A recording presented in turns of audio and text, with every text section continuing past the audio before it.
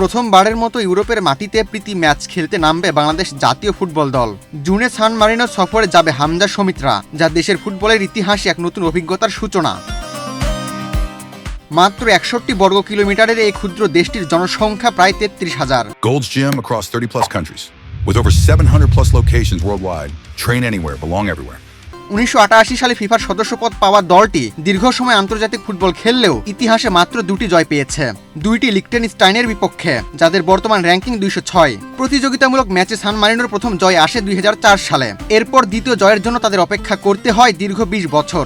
সর্বশেষ জয়টি আসে ২০২৪ সালে।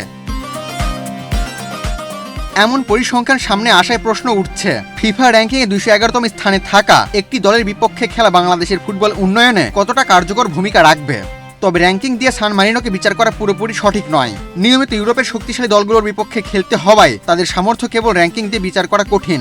সর্বশেষ বিশ্বকাপ বাছাইয়ে ওয়েলসের মতো শক্তিশালী দলের বিপক্ষে ৩টি গোল হজম করলেও লড়াই করেছে দৃঢ়ভাবে। এছাড়া ইতালিকে কাঁদিয়ে বিশ্বকাপে সুযোগ পাওয়া বসনিয়া ও হার্জেগোভিনার বিপক্ষেও লড়াই করে মাত্র ১ গোলে হেরেছিল সান মারিনো। সান মারিনোর অনেক খেলোয়াড় ইতালির চতুর্থ, পঞ্চম ও ষষ্ঠ স্তরে খেলে থাকেন।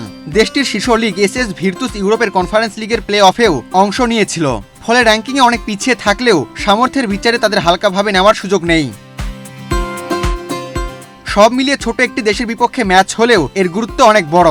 বাংলাদেশ যেমন প্রথমবারের মতো কোনো ইউরোপীয় প্রতিপক্ষের মুখোমুখি হবে, তেমনি সান মারিনো তাদের ইতিহাসে প্রথমবার কোনো এশিয়ান দলের বিপক্ষে খেলবে, যা ম্যাচটিকে দুই দলের জন্য একটি বিশেষ মাইলফলকে পরিণত করেছে। আবু তালহা, বাংলাদেশ প্রতিদিন।